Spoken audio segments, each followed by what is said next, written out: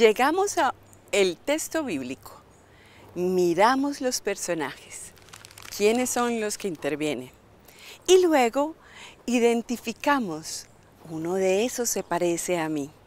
Lo que estamos haciendo es la interpretación desde la técnica de los personajes.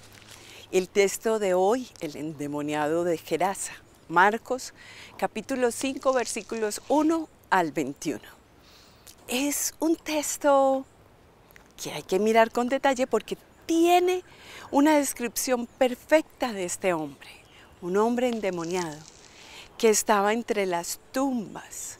Lo cogían con cadenas, intentaban sostenerlo con violencia y él se soltaba. Le gustaba estar entre la muerte.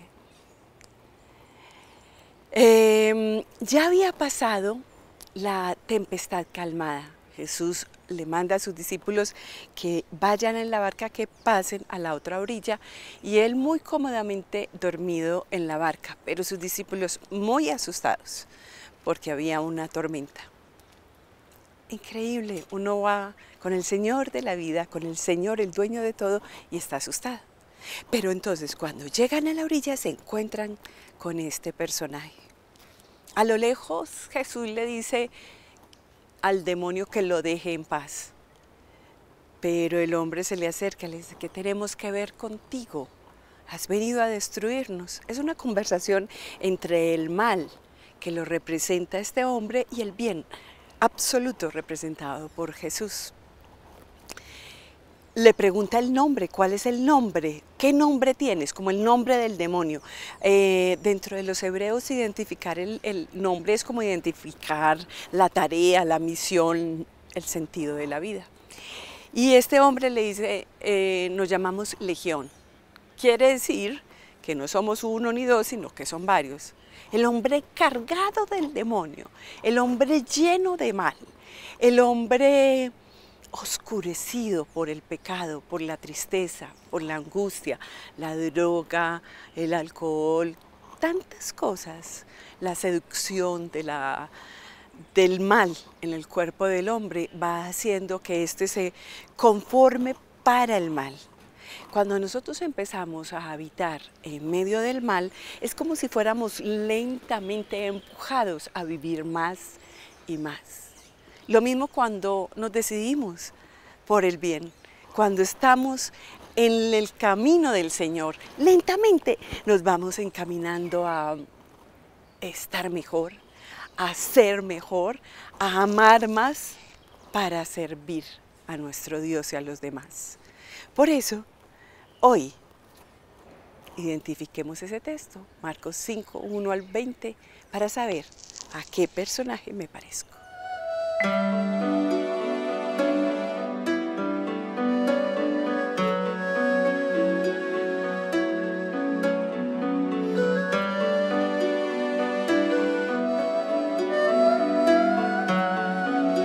Lo que hacen los endemoniados es no permitir que las personas pasen por el camino. Sin embargo, como Jesús era el Hijo de Dios y no tenía miedo de ellos, los confronta y también los exhorta. Si nosotros trajéramos ese texto a este aquí y este ahora, nos daríamos cuenta que en nuestra actualidad todavía hay personas que sirven como obstáculo para nosotros comenzar con el camino del Señor. La Escritura dice en Juan 14:6, yo soy el camino, yo soy la verdad y yo soy la vida. Nadie va al Padre sino por mí. Antes de conocer al Señor, 10 años atrás, me identifico como ese endemoniado, porque era una persona que vivía en las borracheras, en los desórdenes sexuales y en las cosas que generalmente el mundo nos quiere ofrecer. Al encontrarme con Jesús, comienza a haber unos cambios en mi vida y, como dice la Escritura, cambio mi manera de pensar para que cambie mi manera de vivir y así poder conocer la voluntad de Dios, que es buena, que es agradable y que es perfecta. Ese es el llamado que nosotros tenemos en nuestra actualidad, comenzar por este camino de Cristo, el cual para algunos puede ser fácil. En mi caso, ha sido un camino difícil de transitar, pero estoy convencido de que con la ayuda de Dios se puede lograr. La palabra de Dios dice que son muchos los llamados, pero pocos los escogidos. Vemos, infortunadamente, que hay muchos que también han tomado el camino de la perdición, el camino de los demonios, el camino de apartarse de Dios.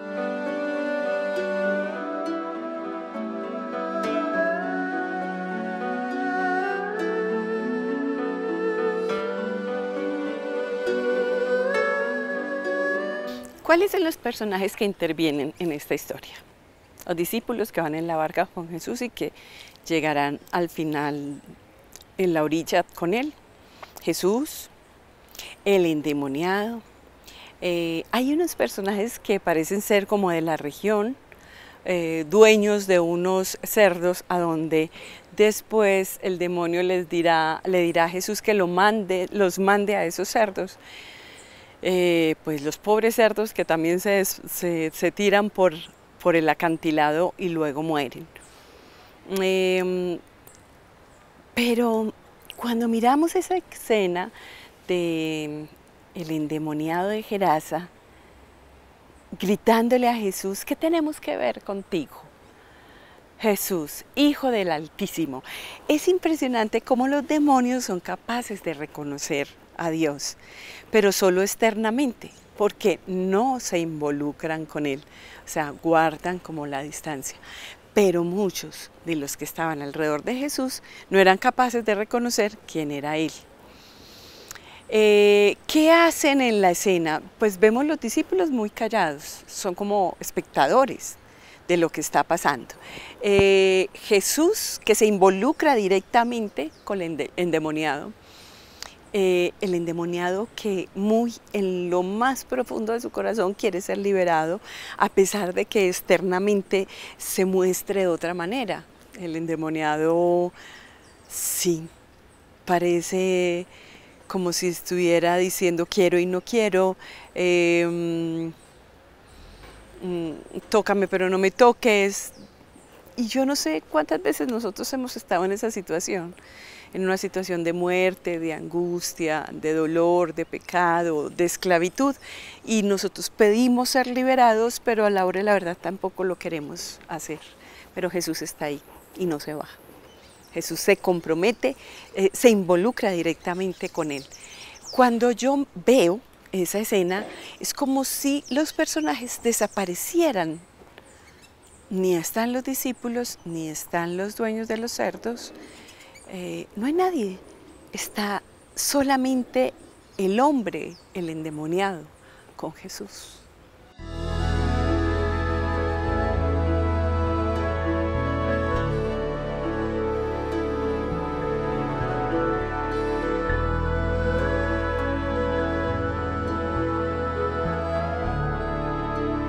Los demonios le dicen a Jesús: ¿qué tienes con nosotros, Jesús, Hijo del Dios Altísimo?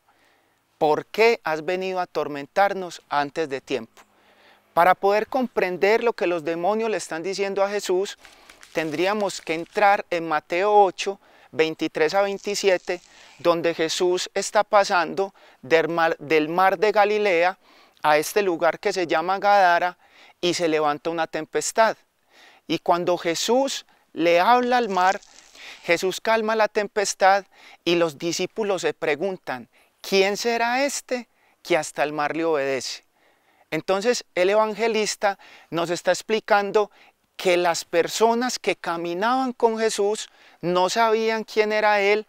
Sin embargo, los demonios, al ver a Jesús, ellos sí reconocen que es el Hijo del Dios Altísimo. Algunas personas dicen que Jesús es un maestro y Jesús es el Hijo de Dios. Es lo que debemos de tener nosotros claro.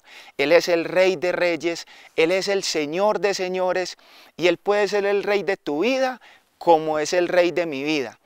Infortunadamente, hay veces le hemos dado un mal significado a Cristo. Él es el Eterno. Juan 3:16 nos dice que Dios amó tanto al mundo que dio a su Hijo único para que todo aquel que en Él crea no se pierda, sino que tenga vida eterna. Dios no envió a su Hijo para condenar al mundo, sino para salvarlo por medio de él. Cuando nosotros vemos en Jesús a nuestro Salvador, ya las tempestades no son iguales, los problemas en nuestra vida no son iguales, porque como lo decimos en la Eucaristía, Él nos da la paz. Él dijo, mi paz os dejo y mi paz os doy. Y la paz que Cristo nos da no es como la da el mundo.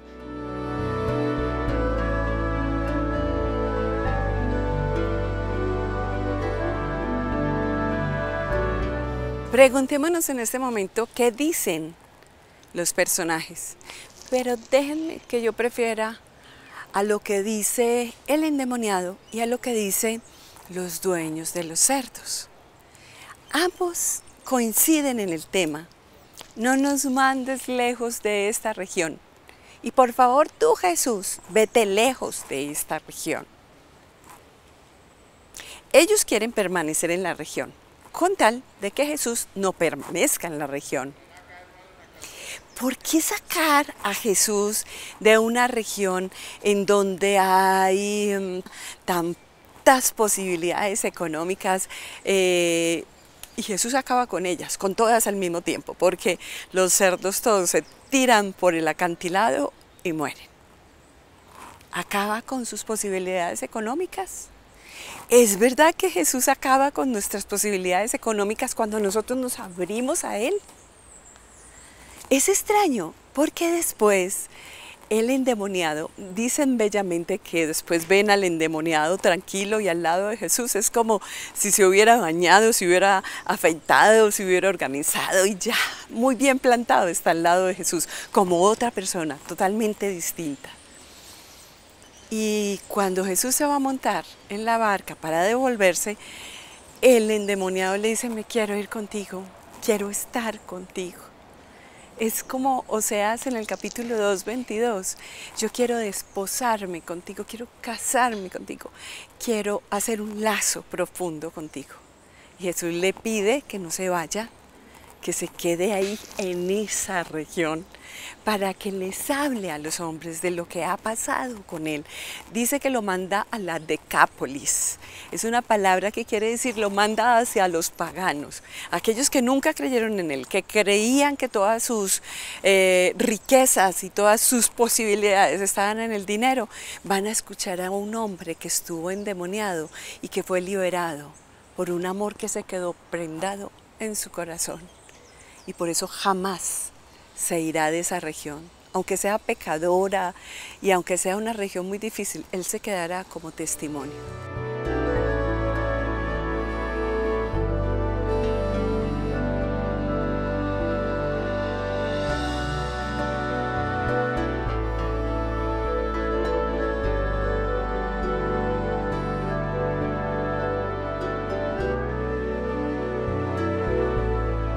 Al realizar un análisis exegético del texto, sería imposible definir qué piensan los demonios, pues es algo que solamente le pertenece a Jesús. La Escritura dice que a Jesús no tenían que hablarle algo de alguien, porque Él ya sabía lo que había en la mente y en el corazón de las personas. Sin embargo, como psicólogo en formación que soy, la psicología cognitiva nos enseña que como pienso siento y como siento me comporto. Entonces, desde los patrones de conducta, vemos que los demonios hacen que las personas se lesionen, porque este es un evangelio que es sinóptico, tiene paralelos con Marcos y con Lucas, y ahí nos podemos dar cuenta que esta persona se autolesionaba. ¿Por qué ocurren estas cosas? Porque en ocasiones la psicología nos enseña que una esquizofrenia son alucinaciones, y no nos damos cuenta que hay veces son los demonios los que nos impulsan para lesionarnos y para quitarnos la vida. También vemos en la adolescencia algo que está muy de moda y es el cutting, donde nuestros jóvenes están cortando y se lesionan por cualquier tipo de dolor. Como nosotros pensamos, es la forma en que nosotros debemos de vivir. Por eso debemos de abrirle la puerta a Cristo, pues es Cristo el que renueva nuestra mente. En una ocasión estaba Jesús con Nicodemo. siendo Nicodemo un fariseo, un maestro de la ley, Jesús le dice, todo aquel que no nace de nuevo no puede entrar en el reino de los cielos. Y Nicodemo le dice a Jesús, ¿y yo como siendo viejo puedo entrar en el vientre de mi madre? Y Jesús le dijo, todo aquel que no nace de agua y de espíritu no puede entrar en el reino de Dios.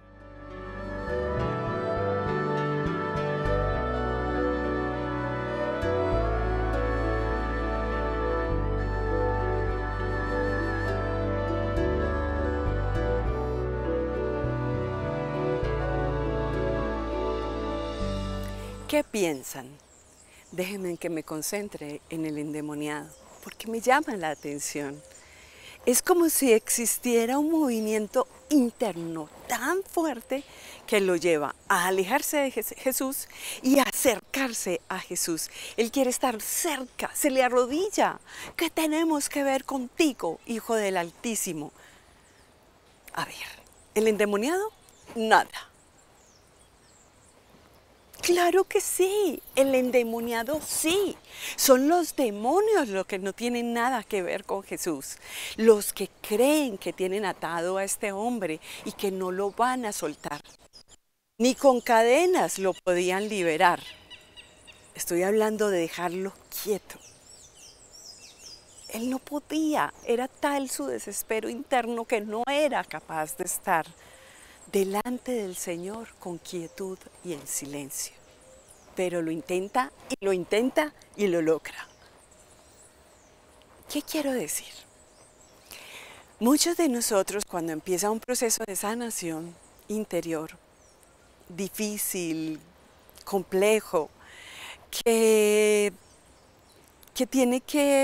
pide de nosotros más adoración, más oración, más silencio, más estar en la presencia del Señor, algunos desistimos y algunos decimos no más. Es muy complejo, es muy difícil y yo me estoy haciendo daño al mismo tiempo que me estoy sanando. Es verdad. A veces lloramos, nos angustiamos, tenemos que devolvernos en la historia para sanar heridas del pasado. Pero cuando hacemos un esfuerzo, cuando dejamos que Jesús sea eso, el Hijo del Altísimo, el Señor de nuestro ser, cuando lo dejamos a Él habitar en nosotros y actuar, es ahí cuando empieza la sanación. ¿Qué es lo que dice después el que había estado endemoniado? Porque ya no es el endemoniado. El que había estado endemoniado le dijo, me quiero ir contigo, yo quiero estar contigo. Claro, después, el habitar en el centro, el habitar en el ser, el habitar en la presencia del Señor se volverá lo más delicioso. Es el oasis, es el descanso. Después de tanto dolor, de tanto llorar, de tanto rodearme o merodear se dice, merodear la muerte. Estoy con la vida. Estoy en medio de la vida. Él que me habita me ha llevado a una vida nueva. Y entonces me quiero quedar siempre contigo. ¿Qué piensa el endemoniado? A pesar de que hay dolor, a pesar de que hay esclavitud, de que todavía existen situaciones que son tan complejas que lo tendremos que ir dejando solo por hoy, como lo dicen los que se dedican un solo día a dejar el licor, las drogas, solo por hoy. No me voy a poner metas muy grandes, solo por hoy. No voy a poner metas en el tiempo que no pueda cumplir, solo por hoy. Yo te digo a ti que estás en medio de una esclavitud, deja al Señor que te lleve a su presencia y ahí, solo por hoy, serás salvo.